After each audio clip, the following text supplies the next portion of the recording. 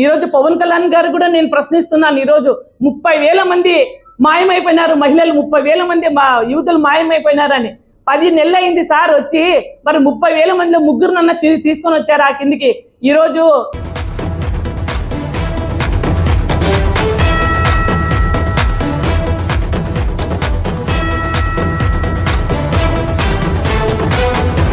నా పేరు శశికళ కృష్ణమోహన్, వైఎస్ఆర్ జిల్లా మహిళా అధ్యక్షురాలిని. మనం అందరూ చూస్తుండగానే మొన్న జరిగినటువంటి బడ్జెట్ సమావేశాల్లో కూడా సూపర్ 6 గురించి ఎక్కడ దాఖలాలు కనపడలేదు. ఇప్పుడు మహిళలకి ఎన్నో షూరిటీలు ఇచ్చారు. బాబు షూరిటీ, భవిష్యత్తు గ్యారంటీ అని గత 2 ఏళ్లుగా అంటే ఎలక్షన్ జరగక ముందు నుంచి 2 ఏళ్లుగా ప్రతి నియోజకవర్గంలో ఇది స్టేట్ అంతా ప్రతి ఒక్క దగ్గర బ్యానర్లు వేసుకొని బాబు షూరిటీ, భవిష్యత్తు గ్యారంటీ, బాబు షూరిటీ, భవిష్యత్తు గ్యారంటీ అని చెప్పేసి ప్రతి నియోజకవర్గంలోన బ్యానర్లు వేసి మరీ వాళ్ళు ఎలక్షన్కి ముందుకు రావడం జరిగింది. అక్కడ 3 సిలిండర్లు ఇస్తామని చెప్పారు, ప్రతి మహిళలకి 1,500 ఇస్తామని చెప్పారు. మళ్ళీ ప్రతి సంవత్సరము 5 లక్షల మందికి, అంటే ఒక 5 ఏళ్లలో 25 లక్షల మందికి మేము ఉద్యోగాలు ఇస్తామని చెప్పారు.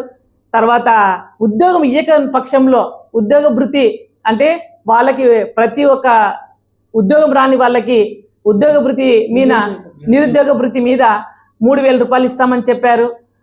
అదేవిధంగా ప్రతి ఇంట్లోన ఎంతమంది పిల్లలు ఉంటే అంతమందికి 15,000 చొప్పున నీకు 15 అని సైకిల్లో ఎక్కి ప్రచారం చేసుకొని వచ్చి ఇది స్టేట్ అంతా తిరిగారు, రాష్ట్రం అంతా తిరిగారు. ఎక్కడ ఇటువంటి దాఖలాలు ఎక్కడా లేదు. ప్రతి రైతుకి 20,000 ఇస్తామని చెప్పారు. ఆ రైతు కూడా నట్టేట ముంచేశారు. ఈరోజు రైతుకు కూడా వచ్చిన పంటను కూడా గిట్టుబడి ధర లేకోకున్నట్లు కూడా ఈరోజు ఈ ఘోరంగా విఫలమైన కూటమి సర్కారును చూస్తున్నాం మనము. మరి ఇంకా పైపెచ్చు ఈ ప్రజలందరూ చూస్తున్నారు, మాకు ఇంకా సూపర్ 6 ఏమొస్తాయని ఇంకా చూస్తున్నారు. ఈ చూసే నేపథ్యంలో ఇప్పుడు 2.5 కోట్ల మంది, 3 కోట్ల మంది మినిమం ఉంటే 1,32,00,000 మంది వైఎస్ఆర్ కాంగ్రెస్ వాళ్ళు ఓట్లేశారు. మరి మొన్న జరిగినటువంటి 2 డేస్ ముందు జరిగినటువంటి ఒక అధినేత, టీడీపీ అధినేత చంద్రబాబు నాయుడు గారు ఏం చెప్పారు? ప్రజలకి మీరు ఎవరైనా కానీ ప్రత్యక్షంగానా కానీ పరోక్షంగా కానీ వాళ్ళకి, వైఎస్ఆర్ కాంగ్రెస్ వాళ్ళకి కార్యకర్తలకి మీరు పని చేస్తే పాముకి పాలు పోసినట్లే అని ఒక స్టేట్మెంట్ ఇచ్చారు. అది స్టేట్మెంట్ అనాలో మరి ఈ కూటమి ప్రభుత్వం వచ్చిన తర్వాత మళ్ళీ ఆంధ్ర రాష్ట్రానికి ఆయన ముఖ్యమంత్రి అని పిలవాలా, లేకపోతే టీడీపీకి మాత్రమే ముఖ్యమంత్రి అని పిలవాలా, లేకపోతే కూటమి ప్రభుత్వానికి మాత్రమే ముఖ్యమంత్రి అని పిలవాలా? ఈ వాక్యం ఎలా చెప్పాడనేది ఆయనే అసలు ప్రజలందరూ తలదించుకునే విధంగా ఆయన ఈ వ్యాఖ్యలు చేశాడు అంత పెద్ద సభలో. అదేవిధంగా మళ్ళీ హోమ్ మినిస్టర్ గారు మీ రెడ్ బుక్ రాజ్యాంగం జరుగుతూ ఉంది అనేసి మీ తరపున చాలా మంది మీడియా తను అడిగినప్పుడు, ఒక సందర్భంలో అడిగినప్పుడు, మేమేమైనా రెడ్ బుక్ రాజ్యాంగం మేము పాలించింటే రోడ్ల మీద వైఎస్ఆర్ వాళ్ళు కానీ జనం ఎవరు తిరిగేవాళ్ళు లేరు అని అంత హీనమైన స్టేట్మెంట్ ఇస్తున్నారు. ఒక పెద్ద జవాబుదారీ ఆ స్థానంలో ఉండి కూడా మరి వీళ్ళు ప్రజలకి ఏం నేర్పిస్తున్నారా, మరి ప్రజలకి ఏం ఇస్తున్నారా? మరి ప్రజల్ని వీళ్ళ చూసి ధైర్యంగా ఉండాలా, లేకపోతే రేపొద్దున వైఎస్ఆర్ వాళ్ళకు ఒక మహిళ ఇట్లా వైఎస్ఆర్ వాళ్ళు మహిళ పోతుంటే ఆమె మీద దౌర్జన్యం కానీ అత్యాచారం జరుగుతుంటే, అరే ఈమె వైఎస్ఆర్, మేము కాపాడకూడదు అనేసి ముందుకెళ్ళిపోతారా డిపార్ట్మెంట్ వాళ్ళు? ఇంత ఘోరంగా విఫలమైంది ఈరోజు.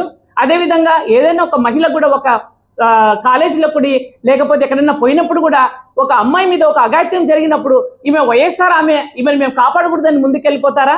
లేకపోతే ఎక్కడైనా మళ్ళీ ఇంకా వేరే సందర్భంలో ఒక ఇంట్లో నాకు దొంగతనమో ఇంకోటి ఏదో జరిగినప్పుడు వైఎస్ఆర్ వాళ్ళ ఇంట్లో దొంగతనమో లేకుంటే ఏదో ఇంకోటి జరిగినప్పుడు కూడా మరి వీళ్ళు వైఎస్ఆర్ ఇల్లు మేము కాపాడకూడదని ముందుకెళ్ళిపోతారా? మళ్ళీ ఈ ప్రజలకి, ఈ రాష్ట్రానికి వీళ్ళు ఏం సూచిస్తున్నారు? మరి ఈ ప్రజల్ని ఎలా పాలిస్తామని చెప్పారు, ఏమి హామీలు ఇచ్చారు, ఎలా చేస్తున్నారు అనేది వాళ్ళ విజ్ఞతకే వదిలేస్తున్నాము. నిన్న జరిగినటువంటి ఎమ్మెల్సీ ఎలక్షన్లోనే వాళ్ళ బండారం అంతా బయటకు పడేసింది. ఒక ఇండిపెండెంట్ వ్యక్తి గెలుస్తున్నారు అంటే ఎంత 9 నెలలు 10 నెలల్లోనే ప్రజల మధ్యలో ఎంత వ్యతిరేకత వచ్చిందని మీ ద్వారా నేను ఆయనకు తెలుపుతున్నాను. ఈ కూటమి ఈ ప్రజలకి ఇలాగే వెళ్తే ఇప్పటికే 10 నెలలకే పతనమైపోయినాయి, సూపర్ 6 అన్ని పతనమైపోయినాయి. ఇంకా ముందుకు కూడా వాళ్ళ కలగనాల నెక్స్ట్ మాది 30 ఏళ్ళు 20 ఏళ్ళు నేను విజనరీ, నేను 40 ఏళ్ళ ఎక్స్పీరియన్స్ ఉంది, నేను విజనరీ అని చెప్పుకుంటున్నారు. ఆ విజనరీ మరి అలా ఎలా మాట్లాడాడో ఆయన విజ్ఞతకే వదిలేస్తున్నాము. ఈరోజు సూపర్ 6 ఏమన్నా ఉన్నాయి కదా, ప్రతి ఒక్కటి ఫెయిల్ అయిన సందర్భము. మరి ఈ కూటమి ప్రభుత్వం వచ్చినప్పటి నుంచి రైతులకు మోసం జరిగింది, చిన్న పిల్లలకి మోసం జరిగింది, మహిళలకి మోసం జరిగింది, అదేవిధంగా యువకులకి మోసం జరిగింది. ఈ కూటమి ప్రభుత్వం ఎక్కడ కానీ మేము ఇలా సక్సెస్ అయ్యామని ఒక్క దాంట్లో కూడా వాళ్ళు తల ఎత్తుకొని చెప్పలేరు. అదేవిధంగా ప్రతి రోజు పొద్దున్న లేస్తేనే వైఎస్ఆర్ కాంగ్రెస్లో జగనన్న అలా చేశాడు, జగనన్న ఇలా చేశాడు, వైఎస్ఆర్ కాంగ్రెస్ ప్రభుత్వంలో అలా జరిగింది ఇలా జరిగింది అంటారు. కానీ మా ప్రభుత్వం వచ్చి 10 నెలలు అయింది, మా ప్రభుత్వంలో మేము ఇలా చేస్తామని తల ఎత్తుకొని ఒక్క లీడర్ కూడా చెప్పుకోని పరిస్థితి ఈరోజు పవన్ కళ్యాణ్ గారు కూడా నేను ప్రశ్నిస్తున్నాను. ఈరోజు 30,000 మంది మాయమైపోయినారు, మహిళలు 30,000 మంది యూతులు మాయమైపోయినారని. 10 నెలలు అయింది సార్ వచ్చి, మరి 30,000 మందిలో ముగ్గురునన్న తీసుకొని వచ్చారు ఆ కిందికి. ఈరోజు రిటర్న్ తీసుకొని రాలేదు. ఈరోజు ఎక్కడ చూసినా దౌర్జన్యాలు మహిళల మీద, మళ్ళీ అదే విధంగా చిన్న పిల్లల మీద దౌర్జన్యము, సామూహిక అత్యాచారాలు, సామూహిక దౌర్జన్యాలు ఇలా జరుగుతూ ఉన్నాయి. మరి 30,000 మంది దేవుడికి ఎరుగు, 30,000 మందిని తీసుకురావడం దేవుడికి ఎరుగు. కానీ ఉండే మహిళల్ని ఈరోజు ధైర్యం కోల్పోతున్నారు. ఈరోజు ఒక పొలానికి పోతే ఒక ఒంటరి మహిళ పొలం పోగొకున్నట్లు ఉండే పరిస్థితి ఈరోజు ఏర్పడుతూ ఉంది.